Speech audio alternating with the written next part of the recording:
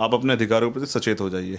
NEET के मामले में साइकिल यात्रा के जरिए हमने गांव-गांव जाके पिछड़े वर्ग के लोगों में सम्मेलन कर करके ये बात रखी कि भाई आप ये बताइए, धर्म तो बहुत अच्छी बात है, धर्म आधारित वोट तो दे रहे हैं, लेकिन आपके बच्चों का भविष्य क्या होगा? 69,000 शिक्षक भर्ती में यूपी के अंदर 6,000 सीटें कौन खा गया है?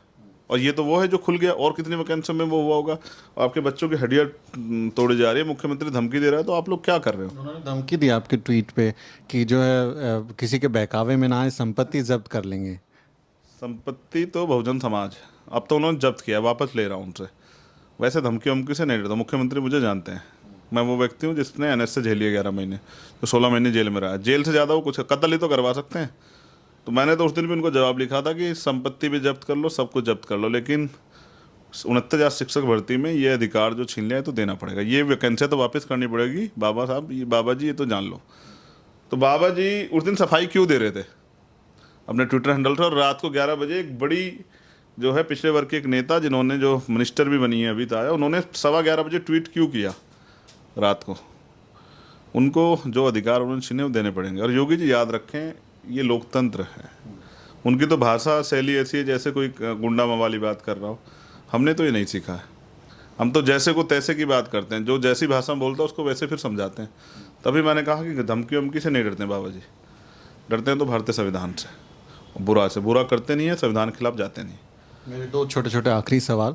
आप लोग मुद्दों पे बात कर रहे हैं कि मुद्दों पे, शिक्षा पे, रोजगार पे, बहुजन समाज के हितों से जुड़े हुए मसलों पर हम जो हैं लड़ाई लड़ेंगे, लेकिन दूसरी वैचारिकी जो है वो मंदिर पे, मस्जिद पे, हिंदू मुसलमान और अपने एजेंडे पे लड़ाई। क्योंकि अभी आपने देखा होगा कि किस तरह से माहौल यूपी की सियासत में बन रहा है, तो ऐसा नहीं लगता है कि चुनाव के वक्त तक वो जो जहर है वो ज़्यादा फैलेगा और नफ़रत के नाम पर हो सकता है कि फिर चुनाव की दिशा जो है वो दूसरी तरफ करने की कोशिश हो?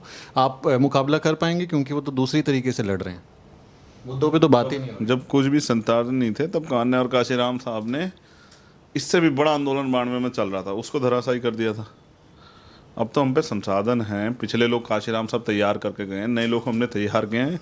बहुजन समाज में बल है। देखो इस सारे उसकी ना नफरत के इस आंधी की काट है बहुजन समाज, और बहुजन समाज में वास्तविक भाईचारा, उसका निर्माण हम लोग कर रहे हैं। वो तब होगा जब हम एक दूसरे के मुद्दों पे बात करेंगे। दलित अपने मुद्दों पर बात करेगा तो पिछड़े वर्ग के लोगों में उनके प्रति मुझे लगता है कि उनको नहीं लगेगा कि ये उनके हितैषी हैं। हम पिछड़े वर्ग के मुद्दों पे इसलिए बात कर रहे हैं कि पिछड़े वर्ग के लोगों को ये एहसास हो जाए कि सामाजिक न्याय में, वास्तविकता में उनकी लड़ाई लड़ने के लिए कुछ लोग मैदान में, और वो चाहते हैं उनको अधिकार मिले।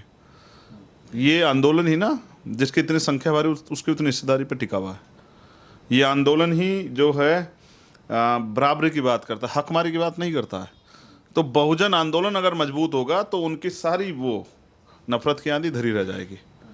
और हम काशीराम साहब के चेले हैं, असली, नकली नहीं। आप तो देखिए उस जिस विचारधारा को काशीराम साहब जहाँ से निकाल के लाए, जिन्होंने इस देश में गैर बराबरी और तमाम तरह की व्यवस्था को बल दिया, जिनकी वजह से आज भी हम IPS IAS बन जाते हैं, जाति नाम की सीढ़ी को नहीं काट पाते, जहाँ आज भी गैर बिरादरी में शादी करने पर हत्या हो जाती हैं, तमाम तरह के और चीज़ें होते हैं, सामाजिक बहिष्कार होता है, अपराध होते हैं। वहाँ उस जगह पे आज उस आंदोलन को जंग लग गया है।